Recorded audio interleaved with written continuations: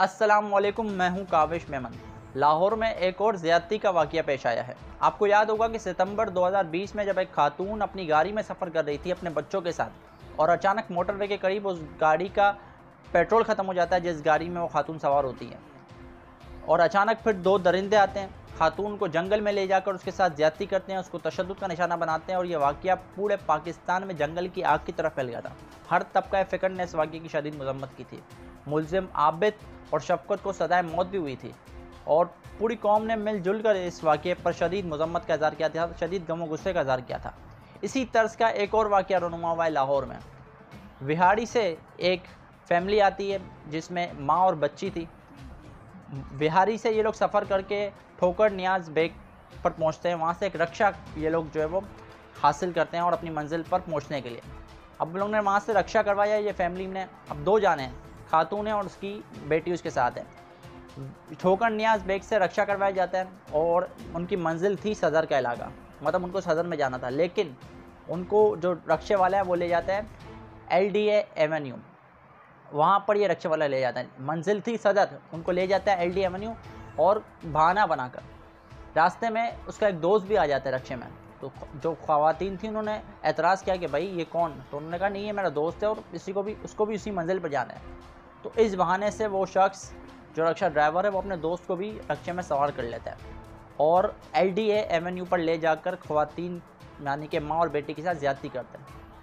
लाहौर में 2020 में वो वाक़या था कि जब बच्ची के सामने माँ के साथ ज़्यादती की थी, और आज वो वाक़या रूनुमा हुआ है कि जब माँ के सामने बच्ची और बच्ची के सामने माँ का रेप किया गया है, ज़्यादती का निशाना बनाया गया है। उन दोनों ने अपनी जान, उन दोनों ख़वातीन की जान इस तरीके से बची, माँ और बेटी की, कि जब वो दरिंदे तशद्दुद का निशाना, ज़्यादती का निशाना बना रहे थे बारी बारी, ड्राइवर और उसका दोस्त, तो अचानक रास्ते में उस जगह पर, उस सुनसान जगह पर, ज़ाहिर रात का पहर था और उस सुनसान जगह पर एक गाड़ी आती है, एक उम्मीद की किरण आती है। गाड़ी की लाइट उस मकाम पर पड़ती है तो ख़वातीन चीखें मारना शुरू करती हैं ताकि कोई इनकी मदद के लिए आए, कोई इनके बचाए। तो वो गाड़ी जैसे ही वहाँ रुकती है तो ये दोनों मुल्ज़िमान अपना रक्षा छोड़ के वहाँ से फ़रार हो जाते हैं। और ये भी ख़वातीन ने कहा है कि माँ और बेटी ने जो FIR दर्ज की गई उसमें ये भी कहा है कि ख़वातीन के पास जो नकदी थे, जो ज़ेवरात थे, वो भी ये मुल्ज़िमान लेकर फ़रार हो गए। तो वो गाड़ी आती है, उनकी हेल्प करती है, उनकी मदद करती है।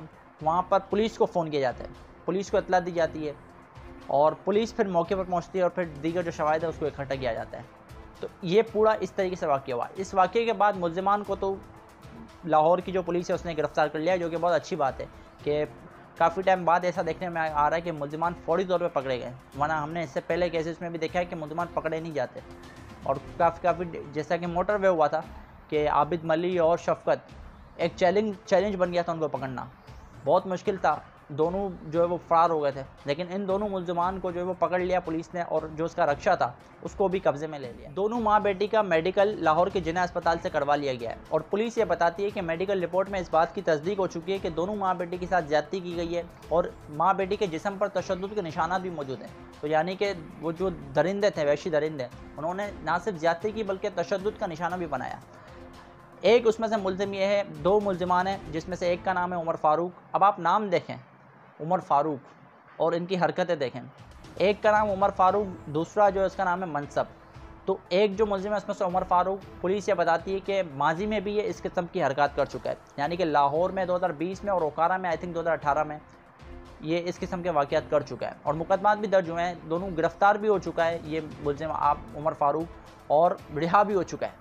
इंटरेस्टिंग बात यह कि मुल्ज़िम ने इससे पहले भी इस तरीके की हरकत की, यानी कि ज़्यादती की है लड़कियों के साथ, और लाहौर और ओकाड़ा में मुकदमात भी इसके खिलाफ दर्ज हैं, गिरफ़्तारी भी हुई है और रिहा भी हुआ है।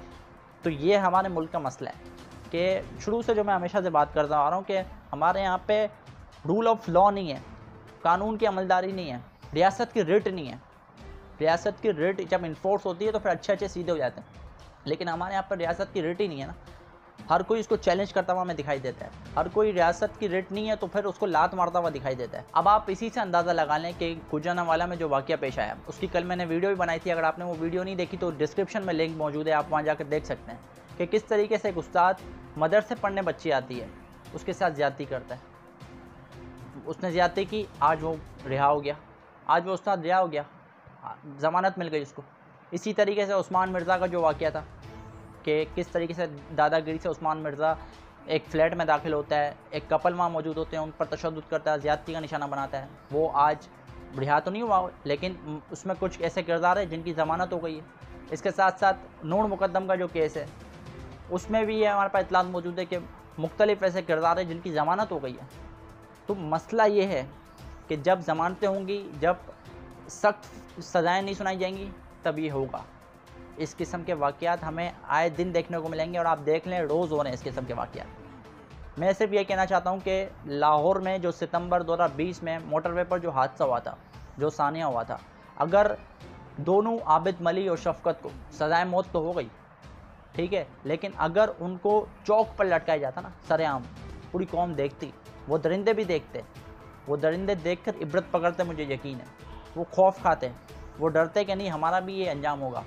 लेकिन अब क्या हो रहा है? अब देखने के कोई चौक पर नहीं लटक रहा, किसी को सख्त सज़ा नहीं हो रही। हर कोई मुलजिम पकड़ा जाता है तो थोड़ी देर बाद उसकी ज़मानत हो जाती है, जैसा कि इस वाक़ये में हुआ।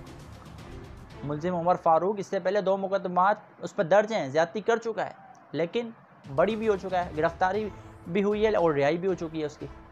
तो फिर तो यही होगा ना, फिर वो दीदा दिलेरी से मज़ीद वाक़यात करेंगे, क्योंकि उनको पता है कि भाई जो हमारे थानों का कल्चर है, क्या कल्चर है, सबको पता है। फिर यही होगा। आखिर में मैं यही कहूँगा कि अल्लाह पाक हमारे हुक्मरानों को भी अक्ल सलीम अता फ़रमाए और इन दरिंदों को भी थोड़ी सोचने और समझने की सलाहियत अता फ़रमाए, ताकि ये लोग खौफ खाएँ। क्योंकि दुनियावी चीज़ों से तो लोग नहीं डरते ना, दुनियावी चीज़ों से तो उनको लगता है कि हम आज़ाद हो जाएंगे, हम रिहा हो जाएंगे, हमें कोई पकड़ नहीं सकता, हम कानून से भी ऊपर की कोई चीज़ है। लेकिन कम से कम ये खौफ खुदा तो करें, आखिरत से तो डरें, अपने अंजाम से तो डरें कि यहाँ के तो सीसीटीवी, दुनियावी सीसीटीवी कैमरे तो बल्ले ख़राब हो जाएं, लेकिन वहाँ के सीसीटीवी कैमरे चल रहे हैं, वहाँ सब कुछ रिकॉर्ड हो रहा है। अगर आपने अभी तक हमारे चैनल को सब्सक्राइब नहीं किया तो सब्सक्राइब कर लें, ताकि आपको नई आने वाली वीडियोज़ भी मिल सकें, और ज़्यादा से ज़्यादा इस वीडियो को शेयर करें। काविश मेमन को इजाज़त दीजिए। अल्लाह हाफ़िज़।